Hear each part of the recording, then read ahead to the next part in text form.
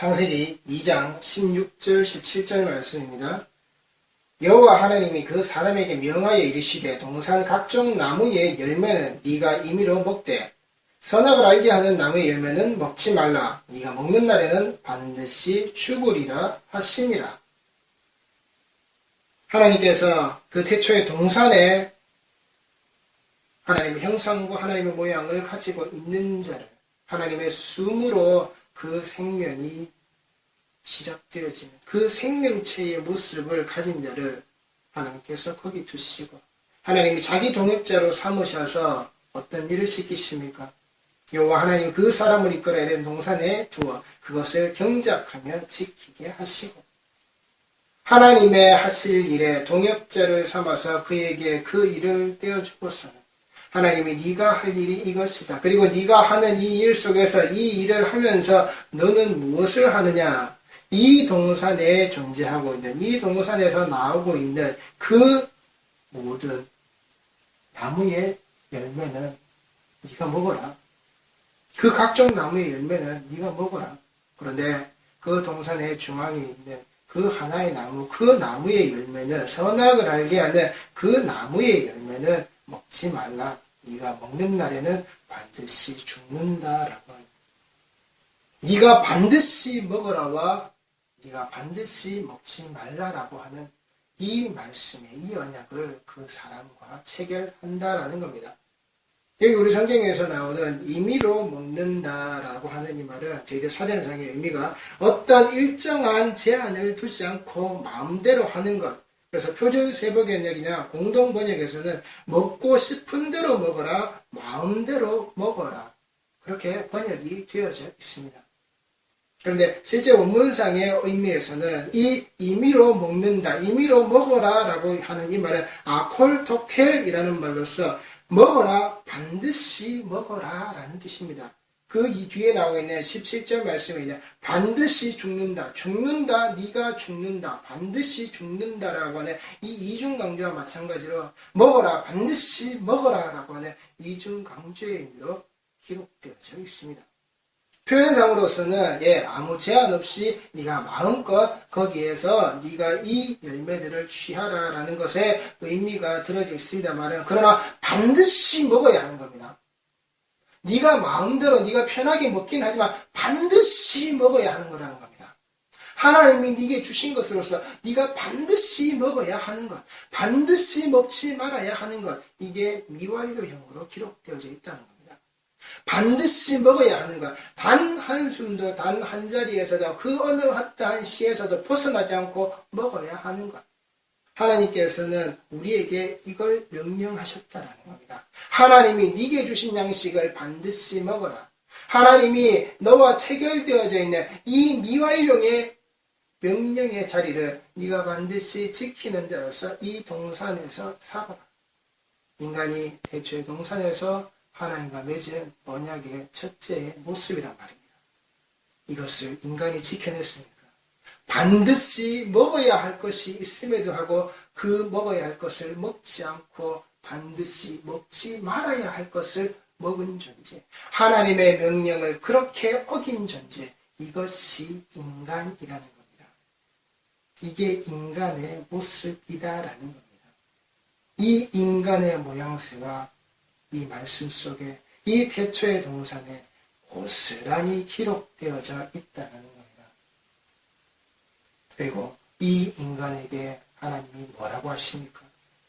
하나님이 반드시 먹으라고 하는 것을 제쳐두고 하나님께서 반드시 먹지 말라라고 죽는다라고 하는 그 단서의 조항까지 분명히 말해주었음에도 불구하고 이들이 먹었을 때 하나님께서 뭐라고 하셨습니까? 창세기 3장 11절 말씀입니다. 이르시되 누가 너의 벗었음을 네게 알렸느냐?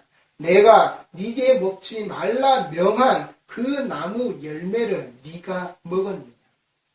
누가 너의 벗었음을 나한테 말하냐? 누가 도대체 너에게 알게 했냐 말이다. 그걸 알기 위해서 나한테 말하고 있냐 말이다. 그것을 네가 알기에 네가 지금 어떻게 되었느냐? 네가 벗은 게 두려워서 숨어있는 그 모습이 되었냔 말입니다. 네가 언제 이 동산에서 내 목소리, 내 소리가 들렸을 때, 너를 부르는 나의 음성이 들렸을 때, 아담아 네가 어디 있느냐라고 찾는 내 모습이 이 동산에 있었을 때 네가 언제 부끄러워서 숨었냐고, 두려워서 숨었냐고, 벗었다는 것이 무슨 문제가 되어서 내 앞에서 숨은 적이 어디 있느냐고. 네가 지금 그렇게 두려워서 숨은 그 이유는, 그것을 발달시키는 단 한 가지 이유는 내가 먹지 말라라고 네게 명한 것을 네가 먹었을 때 이렇게 되는 거야. 그래서 네가 그 열매를 먹었느냐라고 물으신 것은 네가 그 열매를 먹었지라는 겁니다. 네, 제가 그 열매를 먹었습니다. 그런데 이 아담의 답변이 어땠습니까? 아담이 이르되 하나님이 주셔서 나와 함께 있게 하신 여자, 그가 그 나무 열매를 내게 주므로 내가 먹었나이다. 인간은 절대 자기 스스로 자기 죄에 대한 회개를 할 수가 없는 겁니다. 이 하나의 법을 지켜내지 못한 자가 하나님 앞에 그 죄를 가지고서 드러났을 때 하나님의 명령을 어기고서 그것을 자기의 탐욕으로 채워두었음에도 불구하고 하나님께서 너의 진리가 그거야? 너의 진리의 모습이 그거야? 라고 했을 때, 예, 하나님, 제가 생각했을 때는, 우리 인간들이 생각했을 때는 우리의 모습이 이렇게 되어야 합니다. 라고 최소한 하나님 앞에서 왜 자기가 그러한 죄를 저질렀는지에 대한 그 말조차도 하지 못한, 두려워서 숨었다가 네가 먹었다라는 그 사실이 폭로되었을 때 인간은 무엇을요? 회개조차 하지 못한다고. 하나님이 내게 주셔서 내 곁에 있던 그 여자, 그 여자가 나와 함께 있도록 한 그 여자가, 내 돕는 배필이라고 하나님께서 주셨다고 하는 그 여자가 나한테 줌으로 내가 먹었습니다. 나는 죄가 없어요. 나는 결백해요. 나는 의인이에요. 나는 무죄한 자예요. 나는 흠 없는 자. 나는 그냥 줘서 받아 먹었을 뿐이에요. 이 언약의 말씀을 들은 자가 누군데? 인간은 이 죄의 자리에서 회개조차 할 수 없는 모습으로 폭로되어진단 말입니다. 그래서 우리에겐 예수가 필요한 겁니다. 이 창조의 동산 아래에서 이 한 모습만 보아도 율법이 무엇이며 예수 그리스도가 왜 우리에게 필요한 것인지 인간의 모습 속에 고스란히 들어져 있단 말입니다. 이게 하나님의 은혜요. 이게 하나님의 사랑이란 말입니다.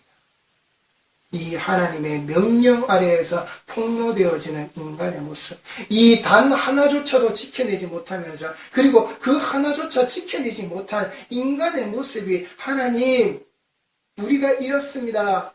하나님, 우리가 이렇습니다. 처음 그 모습을 하나님 앞에 드러내어서 스스로 무릎 꿇지도 못했고, 하나님이 불러내어서, 하나님이 찾아내어서 그 앞에 세웠을 때에도 어떻게 해요? 그 회개를 하나님 앞에 드리지 못하는, 그 죄에 있음을 스스로 자백하지 못하는 게 인간의 모습이라고요.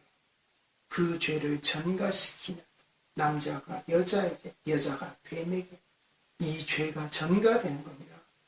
그래, 너희 인간은 이렇지. 그래서 그 죄의 전가를 누가 고스란히 다 받으셨습니까? 하나님 자신이. 그래서 이 땅에 자신의 독생자를 보내셔서 그 십자가로, 그 죽음으로, 그 어린 양의 희생의 피로 그 죽음의 자리로 들어가셨으면 그 죽음에서 살려서 데리고 나오신단 말입니다. 이 하나님의 명령, 이 명령을 지켜내지 못하는 자, 그것이 인간이란 말입니다. 열왕기상 2장 1절 말씀입니다. 다윗이 죽을 날이 임박하매 그의 아들 솔로몬에게 명령하여 이르되, 다윗이 어떤 자라고요? 하나님이 명령하시고 하나님이 지키라 하신 것을 분명히 어긴 자입니다. 그러나 그 명령과 그 지키라고 말씀하신 것을 어겼지만 그에게 네가 왜 이것을 어겼느냐, 너의 어김의 모습이 여기 있다라고 했을 때에 다윗은 분명히 하나님 편으로 돌아선 자라는 겁니다.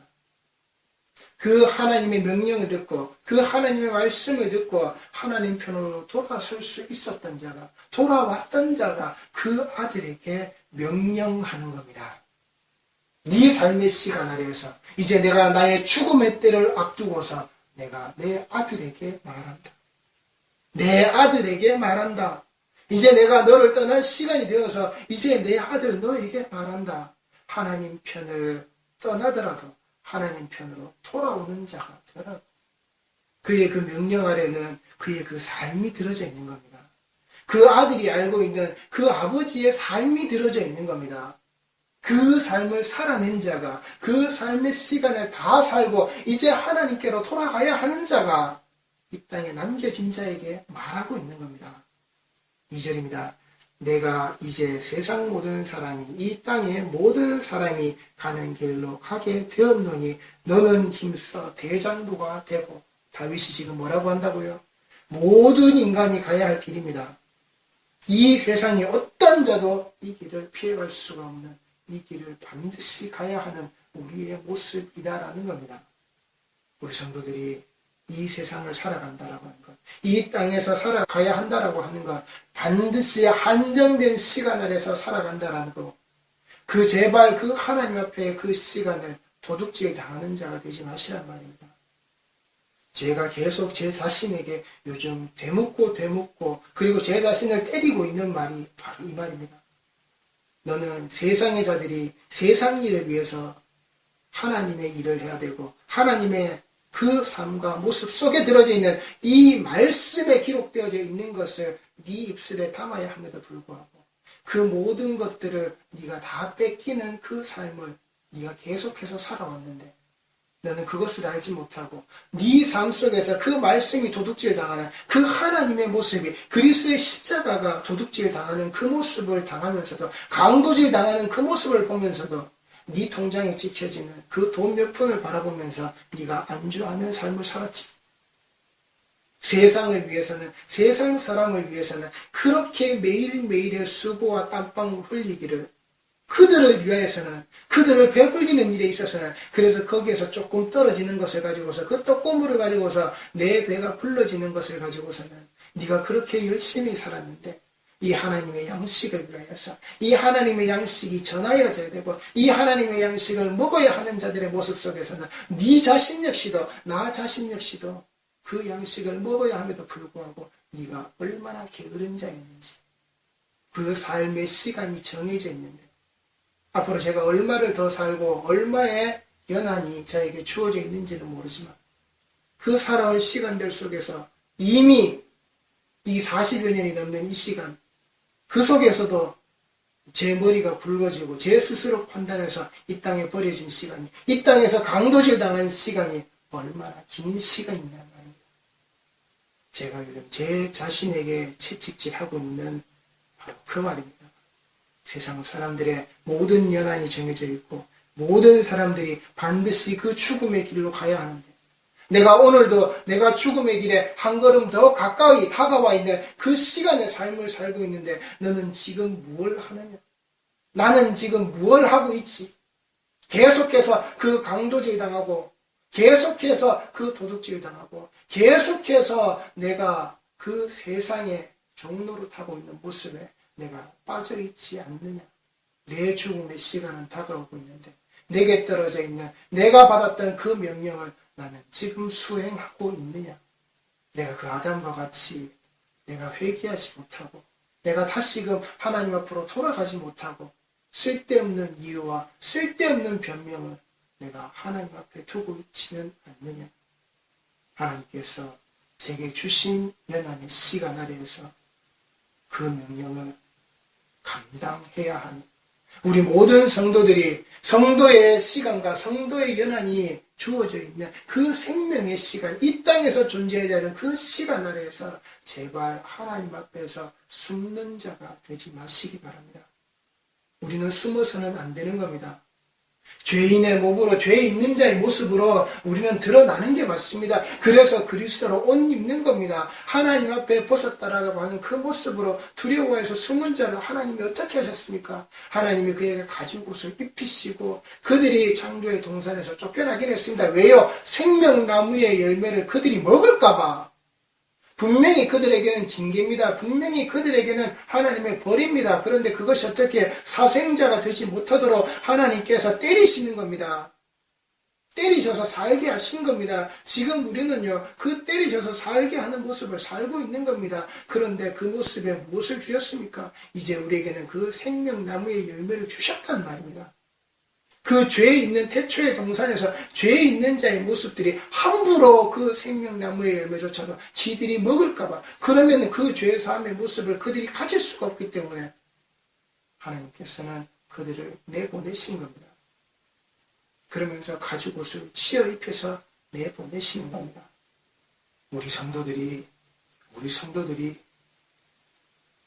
숨지 마시고 하나님 앞에서 드러나시기 바랍니다. 하나님의 음성이, 하나님이 이 말씀의 신구약 66권의 말씀의 자리로 하나님의 음성이, 하나님의 소리가, 하나님의 그 발걸음 소리가, 예수 그리스도의 그 십자가의 지심의 소리가 목자의 음성으로 들릴 때 양은 거기에 답하는 겁니다. 양의 울음소리로 제가 여기 있습니다. 저를 그 어깨에 둘러매고 예수여 나를 찾아가 주옵소서. 그럼 반드시 예수님께서 우리를, 성도를 찾으신단 말입니다. 두려워서 숨지 마시기 바랍니다. 그 숨는 자리의 모습에서 세상에서 강도질 당하는, 세상에서 그 죽음의 시간을 기다리는 그런 어리석은 자로 있지 마시고 나오시란 말입니다. 그 길에서 그 아들에게 무엇을 하라 그럽니까? 힘써 대장부가 되라. 여기에 하자크란 말은 단단히 매고 결속하고 굳게 유지한다라는 말입니다. 너는 강하게 그 하나님에 매여치라는 겁니다. 너는 강하게 결속되어진 자가 되란 말입니다. 너는 강하게 유지된 자가 되란 말입니다. 그래서 이 아비가 떠난 시간, 이제 이 아비가 네 곁에 있지 않고 너를 지켜주지 않는, 너와 함께하지 않는 그 시간에 장부의 모습, 대장부의 모습, 하나님께로 지켜져 있는, 하나님이 명령하신 것으로서 네가 이것을 지켜나가는 자의 삶으로 하나님의 말씀에 결속되어져 있고 그 말씀과 그 계시 안에 네가 단단히 매어져 있는 자로서 네 삶이 사라지는, 그게 대장부의 삶이라는 겁니다. 하나님의 말씀과 계시에 매어져 있는 자, 하나님의 말씀이 들릴 때에 그것을 하나님께서 자기에게 주신 자기의 방향성임을 똑바로 알아듣고, 내가 한 걸음 잘못되었을 때 다시금 그 한 걸음을 하나님 편으로 옮기시는 그 말씀에 네가 똑바로 귀를 기울이라는 겁니다. 그게 너의 대장부의 삶이라는 겁니다. 네가 자신감 가지고서 네가 하늘을 보기에 떳떳하게 목까지 빳빳하게 들고서 어깨에 힘 주고서 허리를 고추 세워서 양다리에 힘을 주고서는 이 굳센 주먹을 쥐고 있는 모습이 대장부가 아니라, 그 허리에 찬 큰 칼을 뽑아들고 나를 따르라라고 외치는 것이 대장부의 모습이 아니라, 이 아비가 죽음의 자리에서 너에게 말하는, 내가 골리앗을 죽일 때부터 내가 지금 이 죽음의 자리에 이르기까지 내가 하나님 편에 있었다라는 그 하나님의 말씀과 하나님의 계시에, 하나님이 내게 주신 모든 약속의 언약의 자리에 내가 매여져 있었다라고. 이것이 대장부의 모습이다. 이것이 네 곁을 떠나는 아비의 모습이고, 이 네 곁을 떠나는 아비가 너에게 당부하는, 너에게 명령하는 그 모습이다. 이게 대장부라는 겁니다. 우리 성도들이 말씀에 매여져 있는 하나님의 그 계시의 모양새에 이 기록되어져 있는 말씀의 자리에서 매여져 있는, 결속되어져 있는, 단단히 엮여져 있는 그러한 대장부의 모습들로 하나님 앞에 계셔야 한다라는 겁니다. 내 하나님 여호와의 명령을 지켜 그 길로 행하여 그 법률과 계명과 율례와 증거를 모세의 율법에 기록된 대로 지키라. 그 오경의 말씀 아래에서. 그리하면 네가 무엇을 하든지 어디로 가든지 형통할지라. 자, 여기 형통한다 그랬습니다. 네가 무엇을 하고 어디로 가든지 형통한다. 이 형통의 삶이라는 이 사칼이라는 말은 신중하고 그 지혜라는 뜻을 가지고 있습니다. 네가 어디로 가든지 무엇을 하든지 어디로 가든지 거기에 지혜가 있다라는 겁니다. 이해력을 갖는 자의 모습, 통찰력을 갖는 자의 모습, 신중함에 있는 자의 모습, 하나님 여호와의 그 명령을 지켜 그 길로 행하여 그 율법과 계명과 율례와 증거를 모세의 율법에 기록된 대로 지키라. 누가요? 네가 네 하나님 여호와의 명령이라는 겁니다. 너의 하나님 여호와라는 겁니다. 이것이 되어질 때 그리하면 네가 무엇을 하든지 어디로 가든지 네가 하는 그 삶의 모습에서 너는 이 하나님께서 너에게 주신 것을 가지고서 이 말씀들 안에 그 율법들 안에 기록되어져 있는 것을 가지고서 너는 신중한 자, 지혜 있는 자, 그것을 이해하는 자, 그래서 네 왕의 모습에서 네 삶의 모습에서 이것이 너의 대장부에 가는 그 길을 알려주는 그 지침이 된다는 겁니다. 이것을 우리가 우리의 좋은 말로 형통이라고 이야기하는 겁니다. 모든 게 잘 풀려서 모든 게 원만하게 내 뜻대로 내 원함대로 내가 가는 길에 승승장구가 되고 내가 탄탄대로가 되어서 가는 그게 형통이 아니라 제가 뒤에 말씀드리겠지만 그런 형통을 하나님께서 말씀하신 게 아니란 말입니다. 네 하나님, 너희 하나님 여호와의 명령을 지켜 그 길로 행하여 그 법률과 계명과 율례와 증거를 모세의 율법에 기록된 대로 지키라. 이 속에 형통이 들어져 있다라고 하는 바로 그 지혜란 말입니다. 이 말씀의 이해력을 가지고서 그의 삶이 살아가지는 그게 이 형통이란 말입니다. 그런데 인간은 이 형통의 모습을, 이 지혜의 모습을 어디에서 찾느냐? 자, 다시 창세기로 돌아가겠습니다. 창세기 3장 6절 말씀입니다. 여자가 그 나무를 본즉 먹음직도 하고 보암직도 하고 지혜롭게 할 만큼 탐스럽기도 한 나무인지라 여자가 그 열매를 따먹고 자기와 함께 있는 남편에게도 주매 그도 먹은지라. 인간이 보고 인간이 원하고 인간이 갖고자 했던 지혜가 바로 이거라는 겁니다. 보암직도 하고 먹음직도 한 그 탐스럽기도 한 그 탐욕 속에 이 지혜가 인간에게는 들었단 말입니다. 인간의 눈으로 본즉 먹음직도 하고 보암직도 한 그래서 탐스러운 3장 5절 말씀에 뭐라고 그랬습니까? 너희가 그것을 먹는 날에는 너희 눈이 밝아져 하나님과 같이 되어 선악을 알 줄 하나님이 아심이니라. 이미 그들 마음속에는 이 눈이 떠진 겁니다. 이 말을 듣자마자 그들 눈은 바라봤을 때 이미 그 눈이 탐욕의 눈으로 떠져버린 겁니다.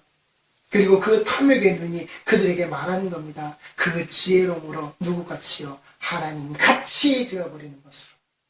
하나님의 자리로 이 피조물이 창조자의 자리로 올라가겠다라고 하는 우리 성도들이 분명히 명심하셔야 하는 겁니다. 이게 형통이 아니라는 겁니다. 철저한 불통이라는 겁니다. 하나님과의 단절이라는 겁니다. 영원한 죽음의 자리로 들어갈 수밖에 없는 이 죽음의 자리에서 산 자들을 어떻게 해요? 예수 그리스도의 십자가로 지금 우리를 건져내신 삶이 지금 우리의 삶이란 말입니다. 이 형통을 쫓아가면 우리는 이제 예수 그리스도를 두 번 다시 되찾을 수 없는, 이제 그 사망의 골짜기 아래에서 울고짖을 수밖에 없는 이제 우리의 모습이 되어진다라고 하는 겁니다. 그러니 제발 인간의 눈으로 본직의 모습에서 그 탐욕의 자리를 쫓아가시지 말란 말입니다. 인간의 눈으로 보아서는 안 되는 겁니다. 인간의 눈으로 교회 건물의 치장을 보고 그 속에 들어져 있는 이 교회를 이렇게 지은 자의 모습을 보고 눈으로 보는 것이 아니란 말입니다. 기록된 말씀으로 보는 겁니다. 기록된 말씀에서 듣는 겁니다. 예수께서 그 눈으로 보인 것에 만족하시지 않았단 말입니다. 기록하신 말씀으로 하셨고 기록하신 말씀이 이루어지게끔 하셨고 그 말씀이 기록되어진 대로 앞으로 장차 되어지도록 예수께서 펼쳐놓고 하셨단 말입니다. 그리고 오고 계신단 말입니다. 그 일에 마침표를 찍으시기 위하여서 제발 인간의 이 형통을, 이 지혜 있음의 모습을 쫓아가시지 말란 말입니다. 이것이 사칼이라고 하는 이 히브리어 사칼이 우리에게 주고 있는 성경에서 알게끔 하는 이 지혜의 모습이라는 겁니다. 인간이 태초의 동산에서 하나님을 제쳐놓고 하나님을 버려두고 그 사탄의 말을 듣고 그 뱀의 유혹을 듣고서 인간 스스로 보고서는 하나님같이 되겠다라고 했던 그 눈이 밝아지는 그 탐욕의 자리에 들어갔을 때 인간은 하나님과 단절되는 하나님과 불통되어지는 그 죄악과 죽음의 삶 속으로 들어갈 수밖에 없었다라고 하는, 그래서 탄탄대로의 형통을 쫓지 마시라는 겁니다. 이게 성경에서 시작되는 인간의 지혜의 모습의 시작이라는 겁니다. 그리고 그 다윗이 그 아들 솔로몬에게 하고 있는 그 형통이, 그 지혜에 있음의 모습이 어디인지, 네 하나님 여호와의 명령을 지키라는 것으로, 그 길로 행하여 그 법률과 계명과 율례와 증거를 모세의 율법에 기록된 대로 지키는 자의 모습으로, 그리고 지금 우리 성도들에게는 무엇으로요? 이것이 예수를 지키는 모습으로, 예수를 믿는 일의 모습으로 우리에게 주셨다라고 하는 것. 그 십자가의 길의 형통이, 그 십자가의 길의 지혜 있음을 우리 성도들이 꼭 아시라는 말입니다. 그 좁은 길과 좁은 문이라고 하는 이 지혜가 우리에게서 사라져버리면 우리는 더 이상 그 대장부의 삶을, 말씀에 메어지고 말씀에 엮여진 자의 삶을 살 수가 없는 겁니다. 그래서 이 지혜 갖는 자의 모습이 왜 대장부가 되어지는지, 우리 앞에 놓여져 있는 그 단 하나 욕심, 그 탐욕의 자리, 내가 보는 것을 제발 그 말씀으로 꺾고 말씀으로 짓누르고 말씀으로 밟아서 으깨버리고는 우리는 우리의 길을, 그 십자가의 길을 가는 겁니다. 그게 우리의 형통이라는 말입니다. 신명기 29장 9절 말씀입니다. 그런즉 너희는 이 언약의 말씀을 지켜 행하라. 그리하면 너희가 하는 모든 일이 형통하리라. 모세가 다시 한 번 더 이스라엘 백성들에게 이 신명기 뭐라고요? 다시 한 번 더 전하는 하나님의 이 법률이라는 겁니다. 이 율법이라는 겁니다. 그 말씀이라는 겁니다. 다시 한 번 더 전하는 게 이 신명기의 내용입니다. 다시 한 번 더 어떻게 해요? 이제 그 언약의 땅으로 들어가는 그 백성들을 불러 모아놓고서는 모세가 그 백성들에게 다시 한 번 더 그들이 출애굽의 여정을, 그 시작되어서 나왔던 그 여정들 속에서 삶을 조목조목 정리해서는 그들에게 다시 한 번 더 이야기하는, 그 다시 한 번 더 이야기하는 모습 속에 무엇을, 그런즉 너희는 이 언약의 말씀을 지켜 행하라. 그리하면 너희가 하는 모든 일이 형통하리라. 우리 성도들이 이 말씀의 길이 흘러나와서 어디로 갔습니까? 그 율법을 지키라는 게 더 이상 우리에게 존재하는 게 아니잖아요. 그 율법을 완전하게 하신 그 그리스도의 그 십자가의 길을 우리가 똑바로 걸어가는 것. 그 예수께서 먼저 걸어가 주신 그 십자가의 길을 우리가 똑같이 뒤쫓아가는 것. 거기에 내 발걸음을 얻는 것. 이제 우리가 이 일을 하는 겁니다. 그게 형통이라는 겁니다. 우리의 모든 일이 형통해지는 겁니다. 우리의 모든 일이, 사업이 잘 풀리고 내 아들이 원하는 대학에 척척 합격하고 원하는 직장에 척척 들어가고 대리, 과장, 부장, 이사, 사장, 그렇게 직책이 높아지는, 세상에서 고위 관료가 되는 그런 것들로 나아가는 일들이 아니란 말입니다. 그런 형통 아니란 말입니다. 신앙생활, 믿음의 삶을 살아간다는 우리의 모습이 그게 형통이 아니란 말입니다. 우리에게 주시는 네 모든 일이 형통하는 건 무엇으로요? 구원으로 인도하는 그 십자가의 길에 우리가 형통하다라는 겁니다. 제발 우리 성도들이 내가 예수 믿어서 교회 오니까 세례 받았으니까 구원은 따놓은 당상이라고 생각하는 그따위 어리석음에서, 그따위 죄 있는 자의 모습에서, 그리고 그것을 당연히 전하는 자의 소리가 내 귀에 들리는 것을 내가 당연히 받아들이는 그 어리석음에서 깨우치시란 말입니다. 구원은 우리에게 이미 주어진 것이지만, 그리고 지금도 주어지고 있는 것이지만, 어떻게 해요? 앞으로도 계속 주어져야 돼. 반드시 앞으로 이루어져야 돼. 그게 구원의 교리란 말입니다. already not yet이라고 하는. 이미 주어진 것이지만 아직까지 되어지지 않는, 우리는 이 길을 끝까지 완수해서 가는 겁니다. 구원으로 인도하는 그 길과 그 문은 뭐라고요? 좁다고요. 단탄대로가 아니라고요. 부귀영화가 아니라고요. 이것을 우리에게 주시는 겁니다. 우리 성도에 하는 모든 일이 형통하리라. 그 속에 지혜가 있을 것이다. 어떻게 해요? 이 언약의 말씀을 지켜 행하며, 이 기록되어져 있는 우리에게 주신 이 66권의 말씀 아래에서 성도들이 살아가면 두드리고 열리고 찾으면 찾게 되고, 그게 성도의 그 구원을 향하는 그 십자가의 여정의 길이란 말입니다. 여호수아 1장 7절 8절 말씀입니다. 오직 강하고 극히 담대하여 나의 종 모세가 네게 명령한 그 율법을 다 지켜 행하고 우로나 좌로나 치우치지 말라. 그리하면 어디로 가든지 형통하리니 이 율법책을 네 입에서 떠나지 말게 하며 주야로 그것을 묵상하여 그 안에 기록된 대로 다 지켜 행하라. 그리하면 내 길이 평탄하게 될 것이며 네가 형통하리라. 네가 내게 명령한 것이 아니냐. 강하고 담대하라. 두려워하지 말며 놀라지 말라. 네가 어디로 가든지 네 하나님 여호와가 너와 함께 하느니라 하시니라. 아멘. 임마누엘의 하나님께서 이렇게 약속하시고 이렇게 주신 겁니다. 그래서 시편 1편의 말씀이, 그 시의 말씀이 우리에게 주시는 겁니다. 복 있는 자는 우리의 모습에 이 하나님의 말씀을 떼어놓지 마시고 항상 말하는 자, 항상 읊조리는 자, 내 속에만 담아놓고서는 생각만 하는 자가 아니라 이 말씀을 계속해서 입 밖으로 내어뱉는, 이 내 입술에서 나오는 것으로서 내 발걸음이 옮겨지는 그 행함의 모습 아래에서 그 하나님의 말씀이 함께 동행되어지는, 그게 형통의 삶이라고요. 그 길로, 그 방향으로 가는 것이 형통이 되어진다라고요. 좌로나 우로나 치우치지 말고, 그게 형통의 삶이라고요.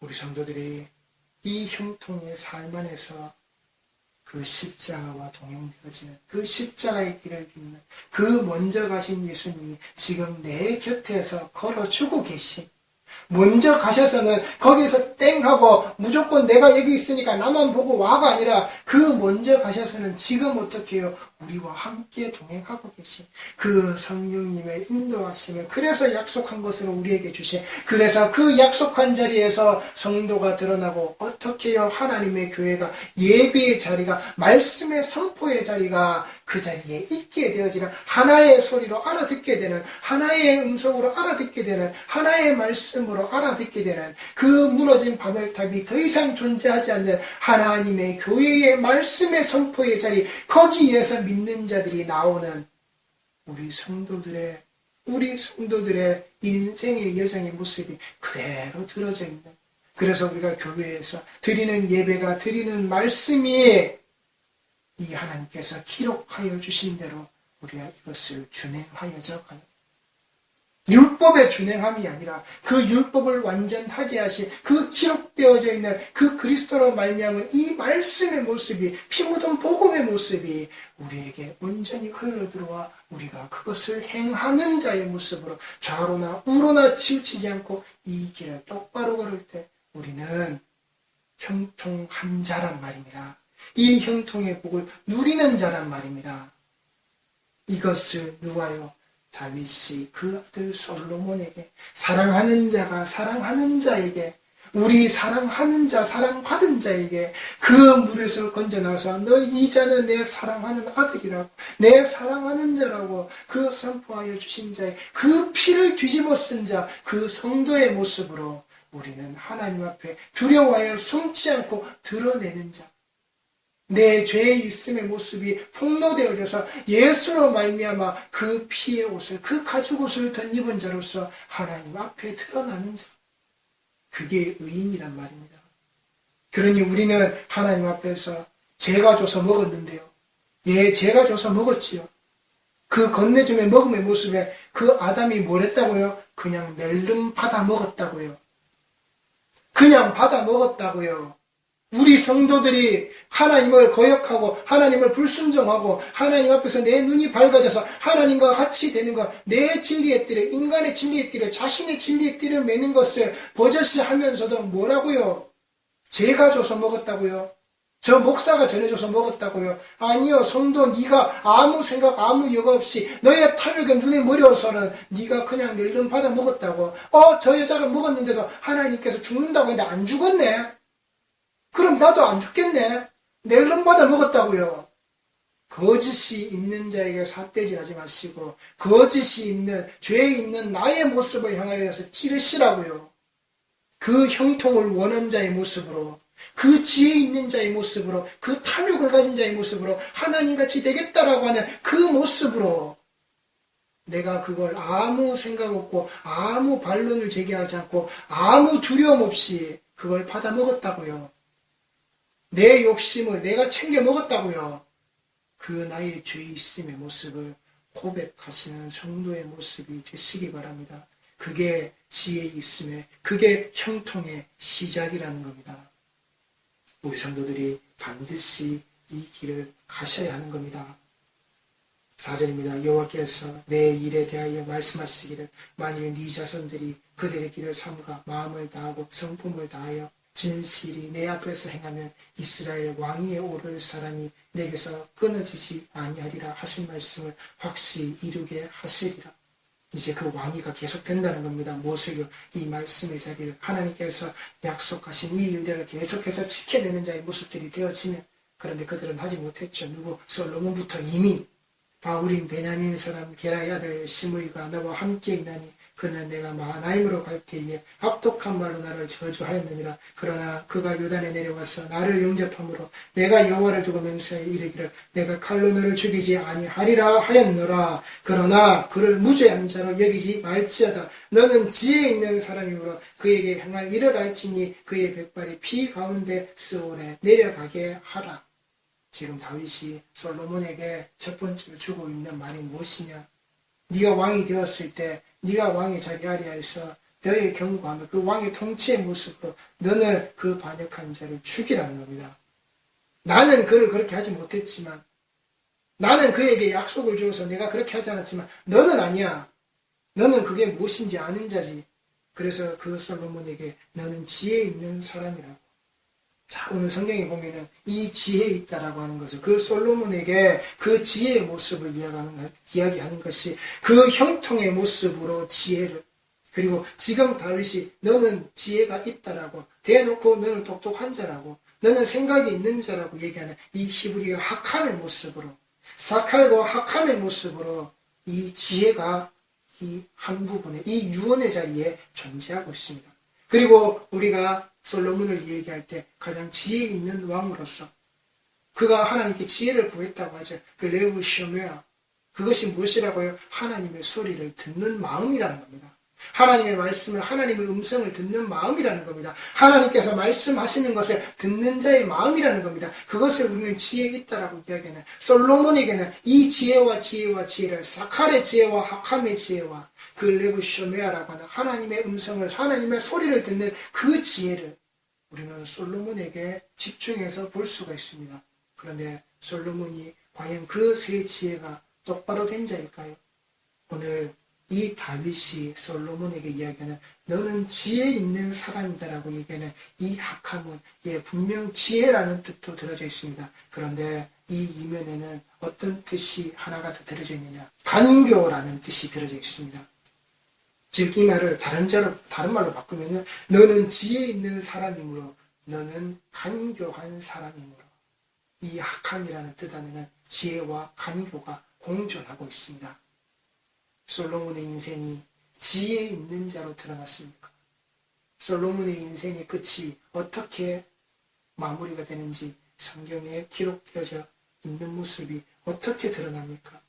솔로몬을 말할 때 그 솔로몬의 인생의 여정에 솔로몬의 그 끝의 모습을 성경이 어떻게 말하고 있습니까? 지혜 있는 자로 말하고 있습니까? 간교한 자로 말하고 있습니까? 역대하 9장 22절 말씀입니다. 솔로몬 왕의 재산과 지혜가 천하의 모든 왕들보다 큰지라. 천하의 열왕이 하나님께서 솔로몬의 마음에 주신 지혜를 드리며 그의 얼굴 보기를 원하여. 자, 솔로몬의 모습이 어떻다고요? 예, 그 솔로몬 왕의 재산과 지혜가 천하의 모든 왕들보다 크다라고요. 예, 인간들이 보기에 너무나도 부러운 겁니다. 재물뿐만 아니라 지혜까지도 솔로몬에게는 그렇게도 차고 넘쳤다는 겁니다. 천하의 열왕이 하나님께서 솔로몬의 마음에 주신 지혜를 들으며 그의 얼굴을 보기 원하여. 누가 주셨다고요? 하나님께서 주셨다고요. 그 솔로몬에게 주셨다라고요. 그런데 하나님께서 솔로몬에게 그 주신 것을 가지고 솔로몬은 무엇을 챙겼느냐? 하나님이 그를 통하여 그에게 주신 것이, 자, 각기 예물을 가지고 왔으니 곧 은그릇과 금그릇과 의복과 갑옷과 향품과 말과 노새라. 해마다 정한 수가 있었더라. 그 해마다 정한 수가 채워지는 그의 모습. 솔로몬의 병거는 매년 말에 외양간은 4천이요 마병은 12,000명이라 병거성에도 두고 예루살렘 왕에게도 두었으며, 솔로몬이 유브라데 광에서부터 블레셋 땅과 애굽 지경까지 모든 왕을 다스렸으며, 왕이 예루살렘에서 은을 돌같이 흔하게 하고 백향목을 평지에 뽕나무같이 많게 하였더라. 솔로몬을 위하여 애굽과 각국에서 말들을 가져왔더라. 그에게 이렇게 하셨다고요. 하나님께서 솔로몬에게 주신 지혜의 모습이 그에게 이렇게 드러났었다고요. 자, 13절 말씀입니다. 솔로몬의 세이금의 무게가 금 666달란트요. 그의 세이금의 모습이 666달란트라는 겁니다. 이걸 다른 말로 이야기하면은 1년에 그 땅에서 자기 백성들에게서 거두어 드리는 것을 말하는 겁니다. 지금 우리로 얘기하면 세금이죠. 매년, 매해, 그 연도에 그 솔로몬이 그 땅에서 거두어 드리는 것만큼이 이만큼이었다. 금 666달란트라. 그 앞에서도 마찬가지로 금이 그에게는 계속 쌓여 나왔고, 하나님께서 그에게 주신 지혜로 말미암아 그의 삶들 속에서는 그렇게 계속 채워짐의 모습이 있었음에도 불구하고, 솔로몬은 그 나라의 통치의 모습 아래에서도 무엇을 가졌다고요? 금 666달란트를 가진다라고요. 지금으로 환산하면 금이 약 25톤이 된다고 합니다. 매년 금 25톤에 되는 그 무게들을 그가 세금의 모습으로 거두어 드렸다라고요. 물론 이것이 그 이스라엘 백성에게만 거두어 드린 것인지, 아니면 그가 통치하고 그가 했던 모든 것에서 다 함께 거두어 드린 것인지는 모르지만, 그러나 분명한 것은 솔로몬이라는 왕이 통치했던 그 솔로몬 왕의 치하의 백성들의 삶에서 그가 거두어 드린 것이 금 666달란트라고요. 25톤 덤프 트럭에 가득 찰 만큼의 금을 그가 거두어 드렸다고요. 그때의 그 백성들에게 하나님이 주신 지혜로 그가 분명히 모든 자들이 부러워할 만한 위치에 있음에도 불구하고 그가 그의 백성들에게 거두어 드리는 것이 그쳐지지 않은 자의 모습이란 말입니다. 이랬을 때에 이 백성들이 이 솔로몬에게 무엇이라고, 이 솔로몬이 죽은 다음에 그 아들을 찾아가서 그들이 무엇이라고 이야기하느냐. 여호수아 10장 1절 말씀입니다. 로보암이 세겜으로 갔으니 이는 온 이스라엘이 그를 왕으로 삼고자 하여 세겜에 이르렀습니다. 느밧의 아들 여로보암이 전에 솔로몬 왕의 낯을 피하여 애굽으로 도망하여 있었더니 이 일을 듣고 여로보암이 애굽에서부터 돌아오매 무리가 사람을 보내어 그를 불렀더라. 여로보암과 온 이스라엘이 와서 르호보암에게 말하여 이르되 왕의 아버지께서 우리의 멍에를 무겁게 하였으나 왕은 이제 왕의 아버지께서 우리에게 시킨 고역과 매운 무거운 멍에를 가볍게 하소서. 그리하시면 우리가 왕을 섬기겠나이다. 지금 백성들이 자기 왕으로 살려고 하는, 자기 왕으로 드러난 그 르호보암에게 뭐라고 얘기한다고요? 당신 아버지 같이 하지 말라고. 그 솔로몬 같이 하지 말라고. 그 솔로몬이 자신들에게 무엇을 했다고요? 우리에게 멍에를 무겁게 하였으나 그들에게 노역을 너무나도 시켰단 말입니다. 그 궁전을 짓고 그 제단을 쌓는 그 이방의 신상들이 계속해서 늘어나는 그 일들을 누가 감당했겠습니까? 그 땅의 백성들이 했단 말입니다. 그 백성들에게 시켰단 말입니다. 그리고 그것을 쌓으면서 치어나가면서 그 모든 일들에 들어가는 또한 돈들이 어디에서 나왔다고요? 그 세금 속에 들어져 있었다고요. 아버지께서, 당신의 아버지인 솔로몬이 우리에게 시킨 그 고역과 매운 무거운 멍에를 가볍게 하라고요. 이 세금과 이 노역의 삶을 우리에게서 거두어 가달라고요. 이게 솔로몬에 대한 그 땅의 남은 자, 그 땅의 백성들, 솔로몬이 통치했던 나라의 백성들의 소리란 말입니다. 금 666달란트, 그 666의 숫자의 자리 노르말에 무너져버린 하나님의 백성들의 그 피폐한 삶이라고요. 하필이면 숫자도 666이라서 짐승의 수죠. 그 수의 상징성이지 그 수의 특별한 의미를 주는 건 아닙니다. 그 666달란트의 짓눌린, 매년 매해 짓눌린 그 세금의 모습에 짓눌린 이 백성들의 모습, 그리고 그 세금을 감당함과 동시에 그 세금이 쓰여져서 치어져 나가는 모든 건물의 그 노역으로, 그 노동으로 피폐해진 그 자신들의 삶을 똑바로 원상복귀 시켜달라고 그렇게 르호보암에게 말하지만 르호보암은 그것을 거절합니다. 3일의 시간이 있은 후에 찾아오라고 했지만 그들이 찾아왔을 때 르호보암은 그것을 거부합니다. 내 생기손가락이 내 아버지의 허리보다 굵다라고, 그것은 아버지를 철저하게 모욕하는 겁니다. 이 성기, 그 성기의 모습을 가지고서 아버지를 철저하게 모욕하는 겁니다. 그리고 그 아버지의 모습이 어떻게 했다고요? 무거운 멍에를 매게 하였으나 이제 나는 너희의 멍에를 더욱 무겁게 할 것이고, 내 아버지는 가죽 채찍으로 너희를 치셨으나 나는 전갈 채찍으로 너희를 때리겠다라고. 이렇게 왕국은 망하는 겁니다. 분열되고 망하는 겁니다. 이 시작을 솔로몬이 했더라고요. 이게 그 평가라고요.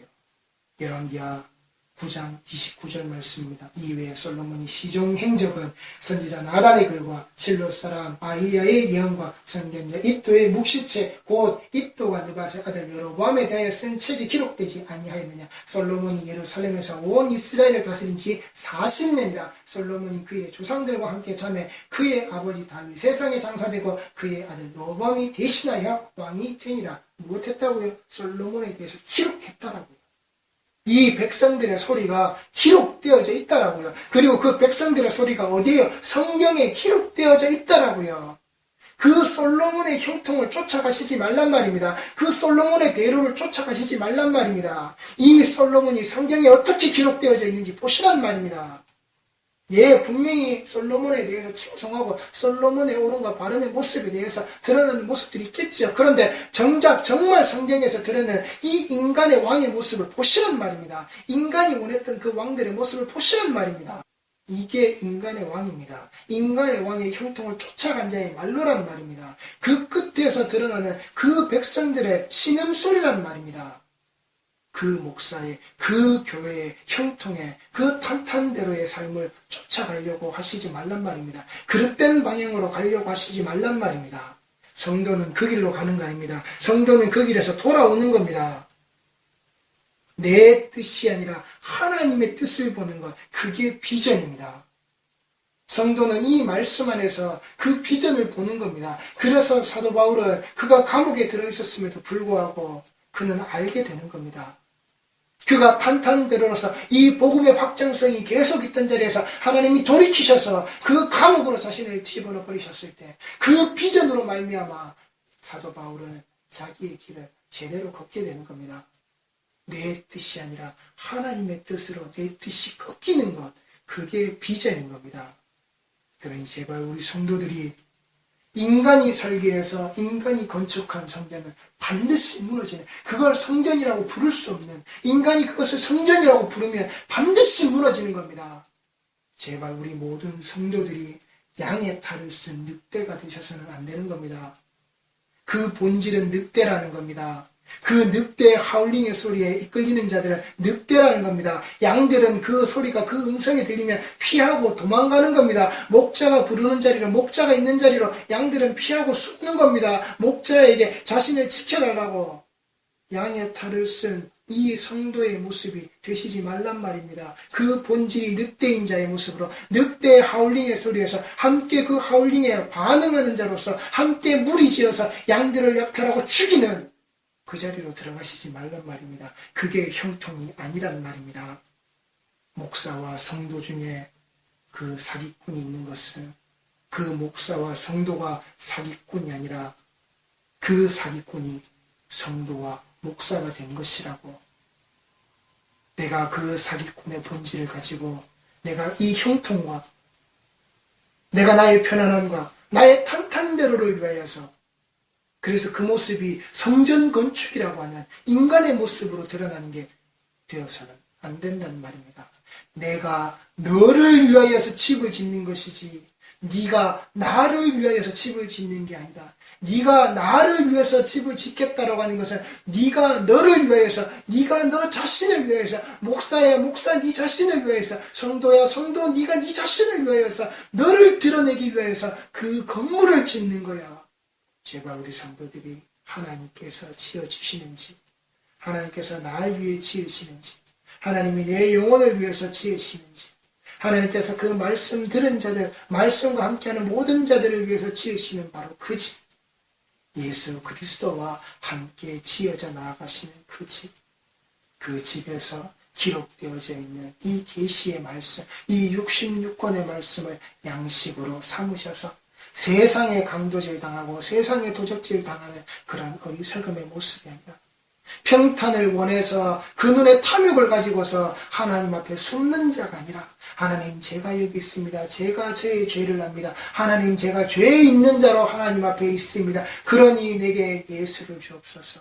그러니 내게 그 예수의 피를 뿌려주옵소서. 예수의 피 뿌림으로 내가 죽어서 산 자의 모습으로 하나님이 지어 입히신 그 가죽옷을 정말 정결하고 깔끔하고 깨끗하게 입은 자의 모습으로 우리가 마지막에 그때에 내 죽음이 임박하여 우리의 모든 모습이 세상 모든 자와 마찬가지로 그 죽음의 자리로 갈 때에 세상 모든 자와 같이 죽지만, 그러나 세상 모든 자가 가는 구원이 없는 그 죽음의 나라, 그 심판과 정죄의 나락에 빠지는 것이 아니라 구원의 길로 인도되어지는 그 말씀으로 따라왔기에 말씀의 삶으로 평탄케 되어지는, 형통케 되어지는 그 지혜 있는 십자가의 길을 똑바로 걸어가시는 우리 성도들의 모습이 다 되시기 바랍니다. 기도하시겠습니다.